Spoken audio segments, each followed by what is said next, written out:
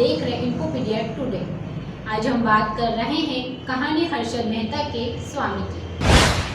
हाल ही में हर्षद मेहता पर बनी एक वेब सीरीज स्कैम 1992 खूब देखी जा रही है।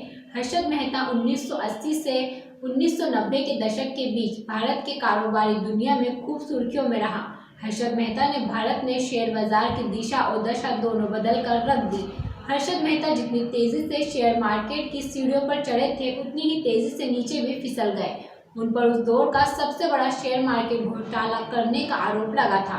घोटाला कितना बड़ा था, इस बात का अंदाजा आप इस बात से भी लगा सकते हैं कि उस समय की यानी तत्कालीन प्रधानमंत्री पी नरसिम्हा राव भी इन आरोपों के घेरे में आ चुके थे। उसी दौर में उन नाम सुर्खियों में आया था, वो नाम था चंद्रस्वामी का।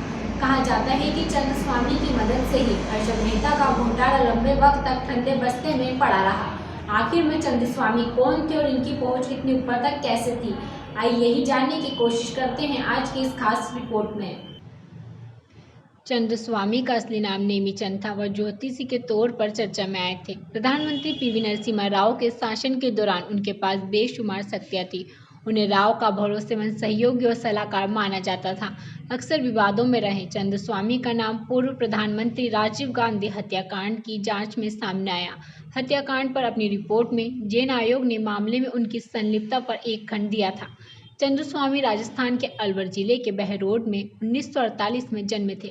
चंद्रस्वामी के पिता धर्मचंद जैन सूद पर पैसे उठाने का काम करते थे। परिवार वैसे तो गुजरात का था, लेकिन चंद्रस्वामी के जन्म से सालों पहले राजस्थान आ गया था और उनके जन्म के कुछ सालों बाद वह पिता के साथ हैदराबाद चले गए। बचपन से उनकी दिलचस्पी तंत्र साधना में हो गई और 16 साल की उम्र में वे सन्यासी या यूं कहें कि तांत्रिक कहलाने लगे। हीरालाल चौबे के मुताबिक चंद्रस्वामी सबसे पहले जैन संत महापाद्याय अमर मुनि के सनिध में आए। 23 साल की उम्र में बनारस में गोपीनाथ कविराज के पास पहुंच गए। तंत्र मंत्र की साधना करने 26 साल की उम्र में उन्होंने पहला महायज्ञ कर लिया। बीच में बिहार में कुछ साल रहे। नरसिम्हा राव जब आंध्र प्रदेश कांग्रेस के अध्यक्ष थे तो उन्होंने युवा चंद्रस्वामी को हैदराबाद युवा कांग्रेस का महासचिव बना दिया। इसके बाद वह राजनीति में अपनी पेट बढ़ाने लगे। पीवी नरसिम्हा राव 1971 से 1963 के बीच आंध्र प्रदेश के मुख्यमंत्री हुआ करते थे। चंद्रस्वामी तब सबसे ज्यादा नरसिम्हा राव से नजदीकियां बन गई थी। 1991 में जब राव देश के प्रधानमंत्री बने तो उसके कुछ समय बाद चंद्रस्वामी ने दिल्ली में एक आश्रम बनाया। बताया जाता है कि इस आश्रम की जमीन इंदिरा गांधी ने दे दी थी। कहने वाले तो ये भी कहते हैं कि पीवी नरसिम्हा राव के 5 साल के प्रधानमंत्रित्व काल में चंद्रस्वामी को कभी प्रधानमंत्री से मिलने के लिए पहले से अपॉइंटमेंट की जरूरत नहीं पड़ी। बड़े बड़े नेता से लेकर अभिनेता तक तांत्रिक चंद्रस्वामी के भक्तों की सूची में शामिल रहे। ब्रुनई के सुल्तान, बहरीन के शेख ईसा बिन सलमान अल खलीफा, हरियाणा के सौदागर Adnan Khashoggi, actress Elizabeth Taylor और अंडरवर्ल्ड डॉन दाऊद इब्राहिम, पूर्व विदेश मंत्री नटवर सिंह, टीएन सेशन से लेकर राजेश खन्ना और आशा पारिक इसमें प्रमुख थे। इनमें से एक नाम ब्रिटेन की पूर्व प्रधानमंत्री मार्गरेट थ्रेचर का भी था। राम मंदिर के निर्माण के लिए 1993 में चंद्रस्वामी ने अयोध्या में सोम यज्ञ का आयोजन किया था। इस आयोजन में शामिल होने के लिए दुनिया भर से हिंदू जुटे थे।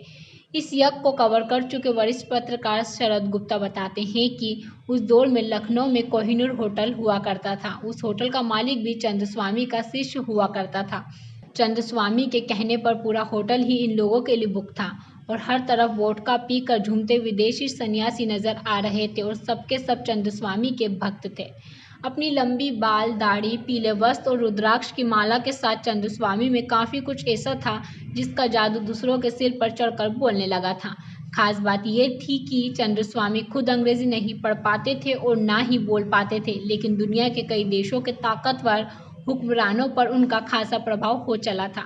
वही दूसरी ओर पामेला बोर्डेस की कहानी 1990 में सामने आ चुकी थी कि किस तरह से चंद्रस्वामी की सोहबत में वो पैसे और सेक्स की दुनिया में डूबती चली गई थी।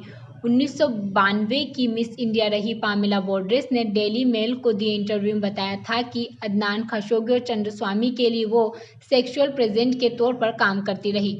चंद्रस्वामी ने पावर, सेक्स, हथियार, मनी और पावर ब्रेकिंग को वो कॉकटेल बना लिया था जिसमें वो फिक्सिंग के किंग बनकर उभर चुके थे। लेकिन उस दौर में हमेशा एक सा वक्त नहीं रहता।